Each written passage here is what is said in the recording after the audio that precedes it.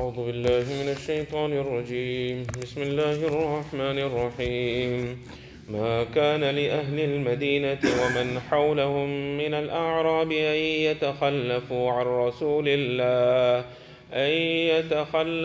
رسول الله ولا يرغبوا بأنفسهم عن نفسه ذلك بأنهم لا يصيبهم ظمأ ولا نصب ولا مخمسة في سبيل الله ولا يطعون موطئا يغيظ الكفار ولا ينالون من عدو نيلا إلا كتب لهم به عمل صالح إن الله لا يضيع أجر المحسنين. In this verse, Allah Tabaraka wa Ta'ala mentions ما كان لأهل المدينة ومن حولهم من الأعراب, that it is not appropriate, it is not correct for the people of Madinatul Munawwara and those that are around Madinatul Munawwara from the people of the villages, the Bedouins, أن يتخلفوا عن رسول الله, that they remain behind from the Rasul of Allah Tabaraka wa Ta'ala. Meaning when Nabi alayhi salatu wasalam, he goes out in jihad, then these people, it is not correct for them that they remain behind in Madinatul Munawwara. They should also go out in the path of Allah. وَلَا يَرْغَبُوا بِأَنفُسِهِمْ عَنْ نَفْسِهِ. Neither is it appropriate, neither is it correct that they give preference to their lives over the life of Nabi alayhi salatu wasalam. A mu'min, he has more love for Nabi alayhi salatu wasalam than his own self and then his own family and mankind put together. So they should not give preference to their lives over the lives of Nabi sallallahu alayhi wasallam.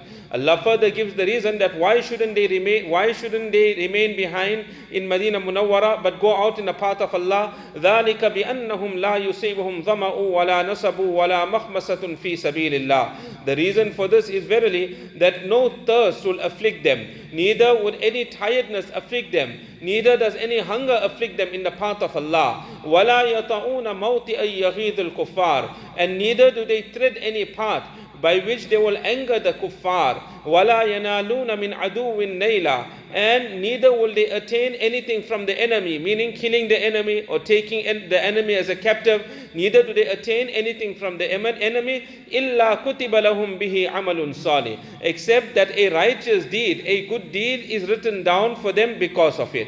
Meaning whatever difficulty they will experience in the path of Allah, that they will go through, whether it is thirst, whether it is tiredness, whether it is hunger, or they have to go through some path, difficult terrain they have to go through. Whatever it might be, for every action there's a reward for them in the court of Allah, so they shouldn't remain behind Medina. Go in the path of Allah and attain this reward. Allah further says, إِنَّ اللَّهَ لَا يُضِيعُ أَجْرَ الْمُحْسِنِينَ. Verily Allah Tabaraka wa Ta'ala does not destroy the reward of those people that do good. Whatever good a person does, definitely the reward is by Allah Tabaraka wa Ta'ala. Allah further says, وَلَا يُنْفِقُونَ نَفَقَةً صَغِيرَةً وَلَا كَبِيرًا. They do not spend a small amount, neither a big amount in the path of Allah. وَلَا يَقْطَعُونَ وَادِيًا. Neither do they cross any valley in the path of Allah. إِلَّا كُتِبَ لَهُمْ. Except everything is written down for them. لِيَجْزِيَهُمُ اللَّهُ أَحْسَنَ مَا كَانُوا يَعْمَلُونَ. So that Allah Tabaraka wa Ta'ala will reward them better than what these people used to do. So for every action, Allah Tabaraka wa Ta'ala will reward us many times more than the action that we had actually done. Allah further mentioned, وَمَا كَانَ الْمُؤْمِنُونَ لِيَنْفِرُوا كَافَّةً. That it is not appropriate, it is not correct for the mu'mineen that they all go out together in the path of Allah Tabaraka wa Ta'ala. In the previous verses, when it came to the aspect of Tabuk, the mu'mineen that remained behind, Allah Tabaraka wa Ta'ala reprimanded them. So after they were reprimanded, so Sahaba became very, very cautious. Whenever there was a need to go out in the path of Allah, all of them got ready. They went out in the path of Allah Ta'ala. So here Allah Tabaraka wa Ta'ala says that it is not appropriate that all of you go out in the path of Allah. On the occasion of Tabuk, it was farz ayn. It was obligatory on every individual to go out in the path of Allah. But generally it is farz kifaya. One group goes out in the path of Allah, the rest are absolved of their responsibility. What is the reason for this? That everybody shouldn't go out. فَلَوْلَا نَفَرَ مِنْ كُلِّ فِرْقَةٍ مِّنْهُمْ طَائِفَةٌ لِيَتَفَقَّهُوا فِي الدِّينِ وَلِيُنذِرُوا قَوْمَهُمْ إِذَا رَجَعُوا إِلَيْهِمْ لَعَلَّهُمْ يَحْذَرُونَ.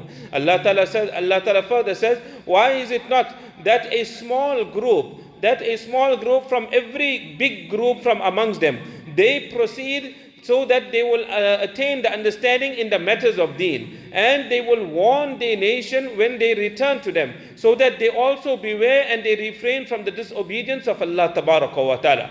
Meaning that one Jamaat must go out in the path of Allah, another Jamaat you must go and acquire the knowledge of deen. So this Jamaat that had gone out in jihad, when they returned, those that acquired the knowledge of deen, they got the understanding of deen. Now educate this Jamaat so they can also stay away from the disobedience of Allah Tabaraka wa Ta'ala.